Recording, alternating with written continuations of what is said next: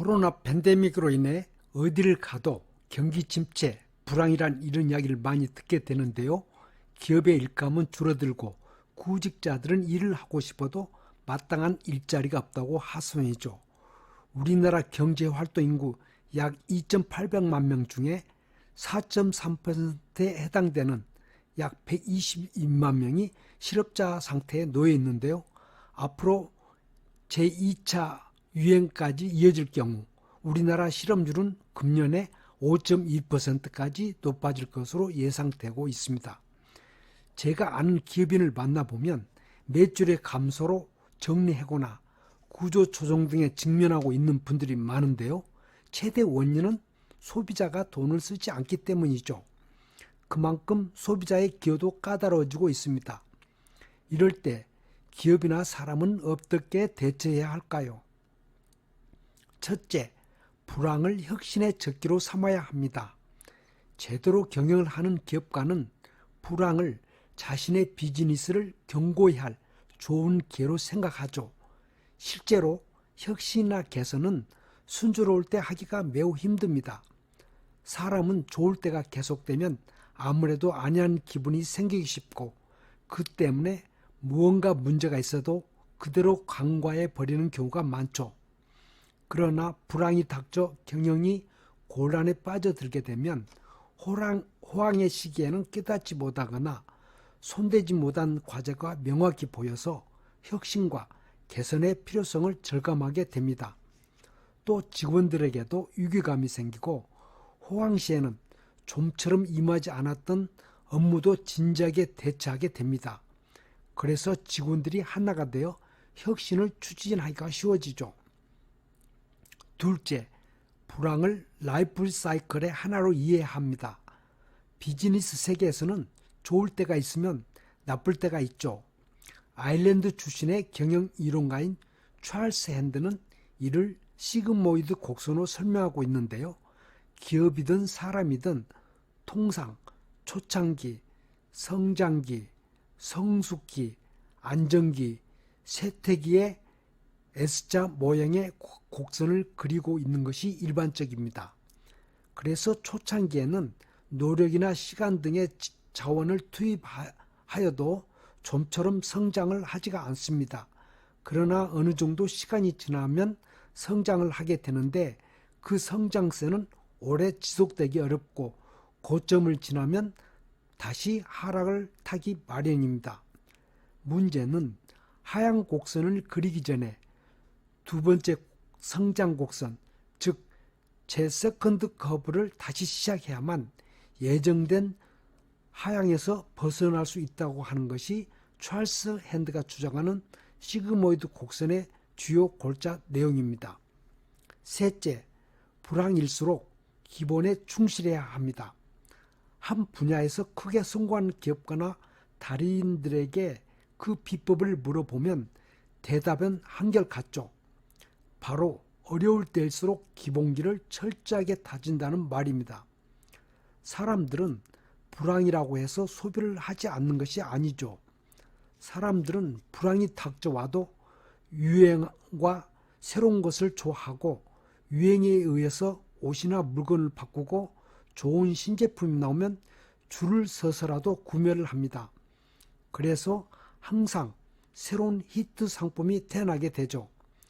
그리고 한번 확립된 소비는 불황이 와도 좀처럼 줄어들지 않습니다. 오히려 그 중에서 살아남는 것은 인류 명품이 되어가죠. 삼성전자의 경우 세계적인 불황을 계기로 반도체와 ICC 등 첨단 소재 분야에서 EU와의 격차를 더욱 벌릴 수 있는 이른바 초격자 확대 경영을 선언하여 반도체 분야에서 세계 제1의 자리를 지키고 있습니다. 넷째, 불황을 성장의 기회로 삼아야 합니다. 어느 면에서 불황이 있어야만 성장의 국면을 마주할 수가 있죠. 기업가가 불황이 닥치면 모든 것이 힘들고 괴롭습니다. 그래서 사람이나 기업가는 그 원인을 나무 탓으로 돌리고 싶어 합니다. 그런데 역으로 생각해 보면 불황의 시기에는 무엇이든지 싸게 살 수 있는 기회가 주어지죠. 원재료, 공장, 제품, 부동산, 심지어 주식까지 싸게 살 수 있는 기회가 주어집니다. 시험이 어려우면 변별력이 커지듯이 핵심 역량이 강한 기업과 그렇지 않는 기업의 차이는 경기 침체기에 극명하게 나타난다는 것이 학자들의 공통된 지적이죠. 또한 위기나 불황 시에는 평상시보다 돈 벌 확률이 10배나 높다고 합니다. 그런 점에서 기업가나 사람은 불황이니까 어쩔 수 없어 라고 체념하거나 위축되지 말고 오히려 불황을 성장의 새로운 씨앗을 뿌릴 절호의 기회로 삼아야 합니다. 지금까지의 역사를 보더라도 경기 불황은 주기적으로 일어났습니다. 1929년에 시작된 미국의 대공황은 은행의 도산과 실업의 연쇄 반응으로부터 급격한 불황이 파급되어 1933년에는 미국 인구 4명 중 1명꼴로 실업자가 나왔죠. 그 공황은 1936년까지 이어졌습니다. 이 공황이 세계로 파급되고 유럽 각국에서 일본 등 아시아 국가에도 영향을 주었습니다. 그래서 자본주의 각국은 공황으로부터 탈출을 모색하는 과정에서 군국주의와 파시즘을 대두시켰죠. 이것이 제2차 세계대전을 초래하게 된 원인을 제공하였습니다. 그 이후에도 많은 나라에서 크고 작은 불황은 반복되었죠.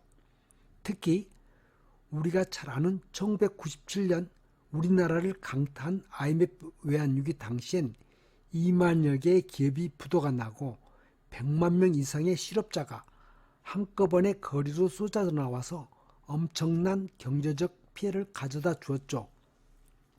그 뒤에 2008년 9월에 금융 대기업인 리먼 브라더스의 파탄을 계기로 새로운 세계적인 경제 위기가 닥쳐왔습니다. 그 배경에는 미국 경제의 침체, 신흥 경제 지역의 대두, 유럽연합 등 지역 경제 통합의 진전, 그리고 시장 경제 만능주의, 이른바 신자유주의 경제 부활이라고 하는 경향에다가 특히 미국의 조지 부시 정부 하에서 규제 완화 정책이 추진되어 금융공황이라고 일컫는 다양한 투기 문의의 이익 추구가 가속화되어 서브프라임 문제가 발생하게 되었죠. 그렇지만 여러 번의 위기와 불황 속에도 성공과 부를 쌓은 기업가들은 이 시기를 혁신의 적기, 라이프 사이클의 하나, 기본을 다지는 계기, 그리고 성장의 기회로 삼았습니다. 여러분이라고 해서 그렇지 못할 이유는 하나도 없죠. 호황은 좋지만 불황은 더욱 좋다. 불황은 자연현상이 아니다. 나쁜 날이 지나면 좋은 때는 반드시 온다. 이 말은 일본에서 경영의 신으로 추앙받는 마쓰시다 전기 창업자 마쓰시다 고노스케가 한 말입니다. 여러분들도 힘들고 어렵지만 이를 잘 극복해서 끝까지 살아남기를 바랍니다. 이상 책 읽은 박사이었습니다. 감사합니다.